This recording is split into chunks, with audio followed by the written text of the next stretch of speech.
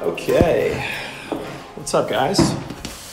So this is actually the second time I'm filming this video because I'm using a different camera than normal. I can't see myself and I didn't know the autofocus wasn't on face. So I wanted to make a video for you guys about 5 young photographers that are on Instagram that you can follow to get inspiration on your work. Now I'm choosing young photographers just because I think their work is more powerful for where they are right now in their life. And they tend to take a little bit more risk with their photos, which is good for people who are our age, trying to figure out what the hell we're doing in photography. The first photographer that I wanna show you guys is Sabrina Santiago.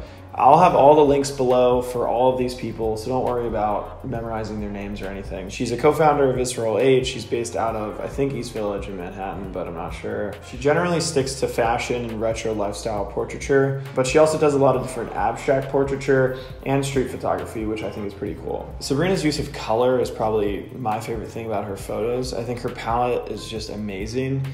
The way that she stages and location scouts and, dresses her models is very, very retro inspired, but also a little bit in the 21st century. If you look at this photo on her Instagram, she shows a girl at the beach in red pants holding like a salmon pink colored fish. She uses this fish and other weird props in a lot of different photos, which most photographers don't do nowadays. And I love her use of unique looking models. I think it really grounds her photos. Now Sabrina usually shoots 35mm, but I think she also shoots 120 film too. She's also part of the New Originals, which is a group of young photographers that are, I think, sponsored by Polaroid Originals, and they just take a bunch of Polaroids.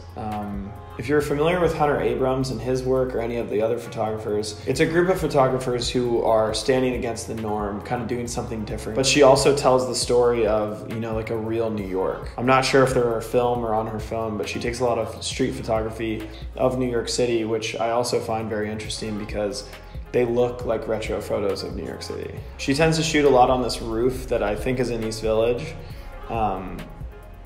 But I just love the look of it, and I wish I had a roof like this in Los Angeles.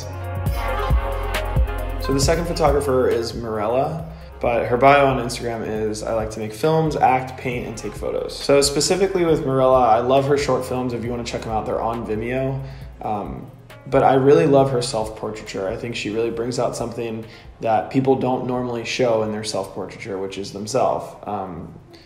They're spontaneous, they're fun, they show a lot of motion, and they're all shot, I think, on 120 film. I think something we can learn from Marella is her use of motion in her photos, especially her self-portraits. A lot of people like to make their self-portraits perfect, their pose, they're taking different angles, etc., but hers seem to be really, really quick and dynamic. The use of reflection in her self-portraiture is also a really cool metaphor that I want to pull on with my own self-portraiture. But yeah, I think her photos are beautiful and her street photography is even better. There's just a lot of stuff on her website that she doesn't share on Instagram, so definitely check it out. So the third photographer is Hugh Lip, and he is also a New York-based photographer. I promise I didn't make this list just because they're New York photographers, it just happened to be like that. And Hugh generally works with fashion portraiture and fashion photography, but he also shoots a little street photography on the side too. Personally, I really like Hugh's use of contrast in his photos. He uses it in a very unique way. He's creating new shapes and forms from the use of the contrast, which not a lot of people do nowadays. Like if you look at anyone's photos that shoots on film, it's the flattest photo you've ever seen.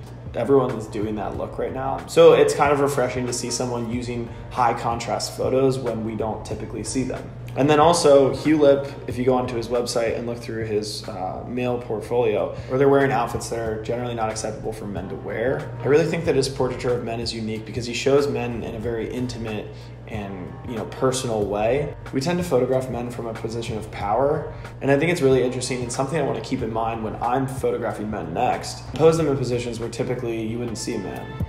The third photographer that I wanted to talk about is Fiol. Daniel, I don't know if I'm saying that right, but let me know. He actually watches my videos, I think. He commented on one of my videos before, but he's an amazing photographer from, I think, Sweden or Norway, something around there. And I just love his use of composition. I think, the negative space that he includes in his photos is very unique. He does it in a way that a lot of people can't do. The negative space is actually guiding your eyes to the subject, whereas a lot of people will use negative space kind of as an opposite to the subject. So something you can learn from Daniel is to use negative space to guide the eyes instead of using negative space just as negative space. And then I really like Daniel's use of the abstract. He's been doing a lot of flash photography at night, which I find really interesting and I kind of want to try out now. But specifically this photo on his Instagram of the pink branches from the tree. I'm not sure how he got this, but I think it's using some sort of filter. But I just love the pink branches and the shadows that are falling on each one, and I think it's a really, really powerful image. Daniel really focuses on reflection and light and how it plays with his subjects. So that's definitely something that I have learned to keep in mind when shooting my own photos. And the last photographer is Devin Nelson, who I've been following for a while, and I love how he poses his models for portraiture. A lot of people will pose models in sort of uncomfortable positions or tell them to do weird things, but I just love how simple his photos are. He doesn't try too hard, his models aren't trying too hard because he has a lot of movement in them. He has a lot of natural posing, a lot of natural smiles.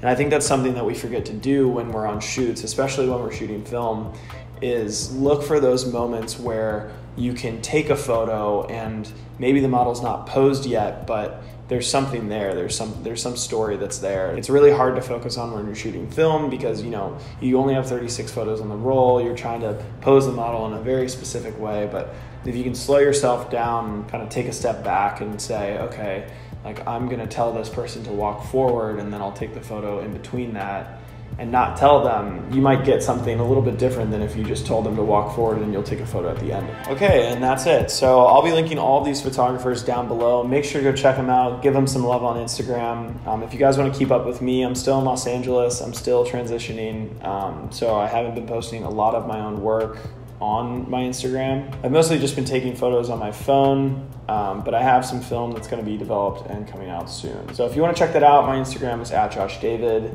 And yeah, that's it. So if you like this video, please give it a like and I'll see you next time.